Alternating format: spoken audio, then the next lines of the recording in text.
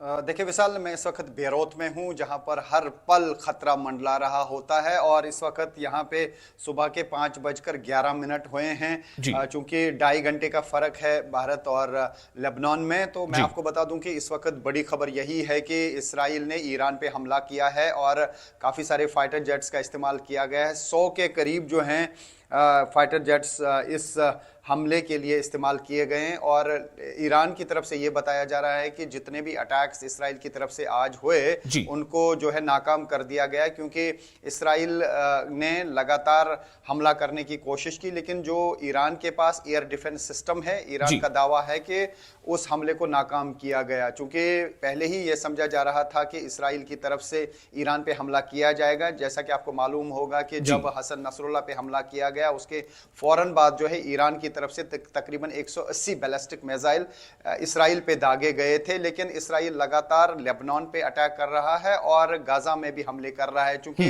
Lebanon के पास कोई air defence system नहीं है, यहाँ पर जब इसराइल चाहता है, जहां पर चाहता है, तो यहाँ पे एयर स्ट्राइक होती है और ड्रोन जो है 24 घंटे घूम रहे होते हैं लेबनान की टेरिटरी में इसराइल के।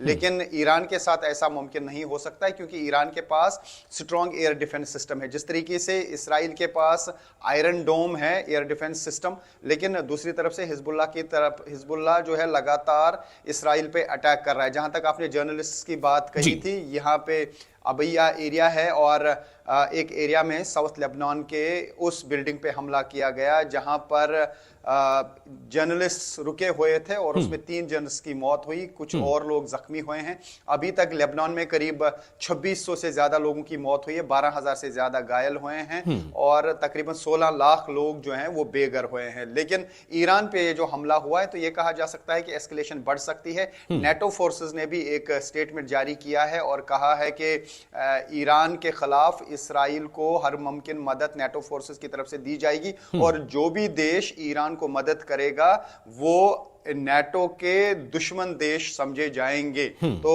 साथ ही ईरान ने एक मैसेज भेजा है यूएस को और कहा है कि वो इसराइल को कहें कि अगर इसराइल रेड लाइन पार करता है तो उसका खमियाजा इसराइल को भुगतना पड़ सकता है। लेकिन इस बीच ईरान की तरफ से यह कहा जा रहा है, ईरान मिलिट्री की तरफ से यही कहा जा रहा है कि जो हमला इसराइल ने किया था उससे ईरान में कोई नुकसान नहीं हुआ, बल्कि हवा में ही उन अटैक्स को जो है नाकाम किया गया। तो ऐसे में अभी क्या फिर से इसराइल अटैक करेगा या ये एक ही अटेम्प्ट था अटैक का? और ईरान चूंकि पहले ही अलर्ट था, ईरान को मालूम था कि इसराइल कभी भी हमला कर सकता है, क्योंकि लेबनान में जिस तरीके से लगातार हमले हो रहे हैं और जिस तरीके से हिजबुल्लाह और इसराइल के दरमियान जंग चल रही है और दूसरी तरफ से हमास और इसराइल के दरमियान जंग चल रही है, यानी अभी तीसरा फ्रंट खोला है इसराइल ने। पहला फ्रंट था इसराइल वर्सेस हमास, दूसरा था इसराइल वर्सेस हिजबुल्लाह, अब इसराइल वर्सेस ईरान। अगर जंग शुरू होगी तो ये एक बड़ी जंग होगी, क्योंकि ईरान के पास भी काफी एटमी ताकत है, ईरान के पास मिसाइल, रॉकेट्स और एयर डिफेंस सिस्टम भी है। तो अगर इसराइल और ईरान के दरमियान जंग हो जाती है तो एक बड़ी जंग हो सकती है। हालांकि इसराइल और ईरान के दरमियान फासला बहुत ज्यादा है, लेकिन इसराइल और लेबनान के बॉर्डर मिल रहे हैं और इसराइल और गाजा, या हम ये कहें कि इसराइल और फलस्तीन के बॉर्डर मिल रहे हैं। तो ऐसे में वहां पे जंग करना और ईरान के साथ जंग करने में बहुत डिफरेंस हो सकता है। विशाल जी। रिफत, मेरा एक सवाल ये है कि जो जिस तरह से हिजबुल्लाह चीफ हसन नसरुल्लाह के मारे जाने के बाद इजराइल पर सैकड़ों मिसाइलों से हमला किया था ईरान ने, तो क्या इजराइल के इस ताज़ा हमले को उसी हमले का जवाब माना जाए? चूंकि काफ़ी इस बारे में आशंकाएं थी कि आज ना कल इजराइल जवाबी हमला ज़रूर करेगा, तो क्या इसे जवाबी हमला माना जाए? और क्या, एक और सवाल, जैसा आपने कहा कि गाइडेड जो है वो अटैक था, जो जिस बिल्डिंग में, लेबनान की जिस बिल्डिंग में वो जर्नलिस्ट मारे गए हैं, तो आखिर उस बिल्डिंग को टारगेट बनाने की वजह क्या हो सकती है? 2 अलग अलग सवाल। जी। देखिए, जिस तरीके से आपने कहा कि जो अटैक की हम बात करें, मैं आपको बता दूं कि इसको रिटाइलेशन ही बोल सकते हैं अभी, क्योंकि ईरान की तरफ से 2 बार अटैक किया गया इसराइल पर। चूंकि लास्ट वाला अटैक जो हुआ था उस पे ये कहा गया कि 180 बैलिस्टिक मिसाइल जो हैं वो ईरान ने दागे। हालांकि इसराइल के पास भी एयर डिफेंस सिस्टम है, काफी सारे जो मिसाइल एंड रॉकेट्स हैं वो नाकाम किए गए, लेकिन काफी सारे जो हैं वो जमीन को भी हिट कर गए हैं। लेकिन अभी उसका यही समझा जा रहा है कि इसराइल अभी तक खामोश था, क्योंकि वो हिजबुल्लाह के साथ जंग लड़ रहा है और दूसरी तरफ से हमास के साथ जंग लड़ रहा है। हो सकता है कि अब उन्हें लगा हो कि ईरान को जवाब देना होगा, लेकिन जैसा मैंने कहा कि जो हालात गाजा के साथ हुए या जो हालात लेबनान के साथ हो रहे हैं, ऐसा ईरान के साथ इसलिए मुमकिन नहीं है क्योंकि ईरान के पास बहुत ज्यादा ताकत है। ईरान के पास जो है हवाई ताकत भी है, जमीनी ताकत भी है, मिसाइल भी हैं, रॉकेट्स भी हैं और एयर डिफेंस सिस्टम भी है। और जहां तक आपने इस बिल्डिंग की बात की, और जो जर्नलिस्ट्स हैं वो ये कह रहे हैं कि जानबूझकर जो है अटैक किया गया इस बिल्डिंग पे, और इसराइल को मालूम था कि वहां पे जर्नलिस्ट्स हैं, लेकिन फिलहाल जो है इसको कंडम किया जा रहा है इस अटैक को। और अभी जितने भी इंटरनेशनल फोरम हैं उन पे ये बात कही जा रही है। और जो प्राइम मिनिस्टर हैं लेबनान के, उन्होंने कहा है कि जो इजरायली क्राइम रिपोर्ट यानी इसराइल की तरफ से जो यहाँ पे किया जा रहा है उसकी एक रिपोर्ट बनाई जा रही है, तो उसमें भी इसका जिक्र किया जाएगा ताकि दुनिया तक ये बात पहुंचे कि जर्नलिस्ट पे इसराइल ने जानबूझ के हमला किया। लेकिन ये वाला जो आज ईरान पे हमला हुआ है, इसे ये समझा जा रहा है कि अभी तक इसराइल के इस हमले को ईरान ने नाकाम किया है अपने एयर डिफेंस सिस्टम के जरिए। और इसराइल ने ये कहा कि ये हमला जो है ये मिलिट्री बेसिस पे किया गया। आपको मालूम होगा कि यूएस की तरफ से भी एक स्टेटमेंट आया था और इसराइल को कहा गया था कि वो ईरान की एक तो ऑयल फील्ड्स और दूसरा न्यूक्लियर वेपन जो है, न्यूक्लियर इंस्टॉलेशंस, उन पे हमला ना करें। तो इसराइल ने ये कहा है कि मिलिट्री बेसिस पे हमला किया गया है। तो यूएस में भी ये सिचुएशन मॉनिटर की जा रही है। नेटो फोर्सेस इस सिचुएशन को मॉनिटर कर रहे हैं। तो नेटो फोर्सेस ने साफ तौर से ये धमकी दी है कि नेटो फोर्सेस इसराइल, क्योंकि इसराइल जो है नेटो फोर्सेस का देश है, नेटो मेंबर है, तो इसलिए नेटो फोर्सेस जो हैं उनकी तरफ से जो स्टेटमेंट आया है उसमें यही कहा गया है कि अगर इसराइल ईरान पे हमला करता है तो उसमें नेटो फोर्सेस उनके साथ हैं, लेकिन अगर कोई भी देश